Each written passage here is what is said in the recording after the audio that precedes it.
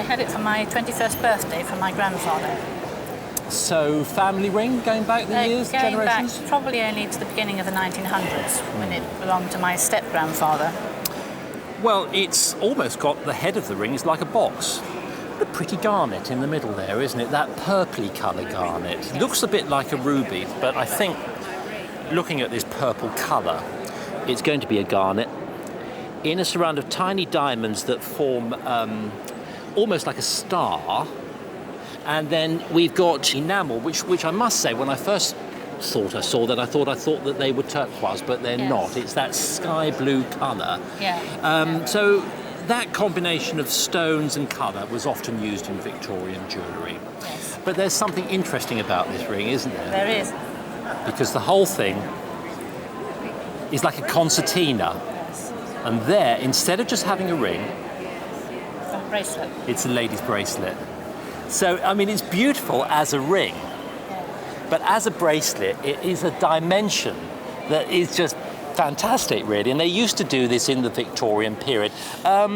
What date do you think it is? Well, I think it's probably early Victorian, about 1840. 1845, 1850 would be about the latest I would put on it, and it's very much 1840. It's very pretty jewellery, I have to say. I mean, it sounds a slightly odd thing to say, but jewellery of that period was very feminine.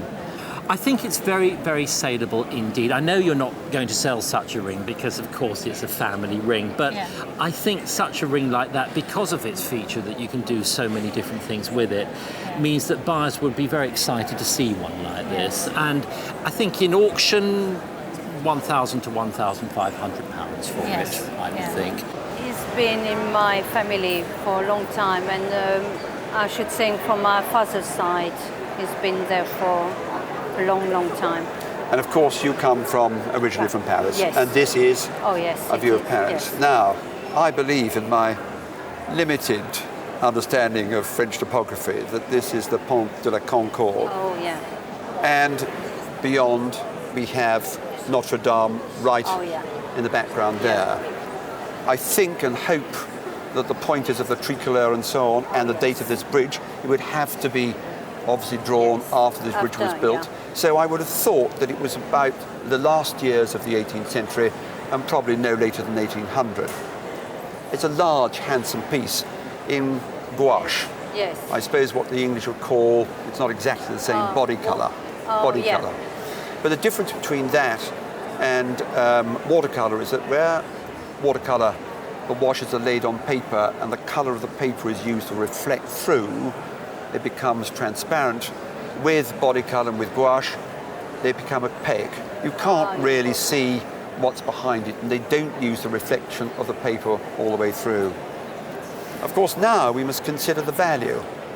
I think it's got one or two little damages and so on, and of course, I haven't been able to tell you who it's by, and I don't know. It may be in one of the historical museums in France and in Paris. They may have other works, but it would mean sending a photograph to them to see if they can identify it. Yes. But I don't actually think it really matters. It's a wonderful scene, lovely figures here, the boats and the kind of fishing there, which I don't know if the fish have returned to the Seine, but I'm not so probably sure. not. I'm not so sure. But I would have thought that it's worth probably between £3,000 to £5,000.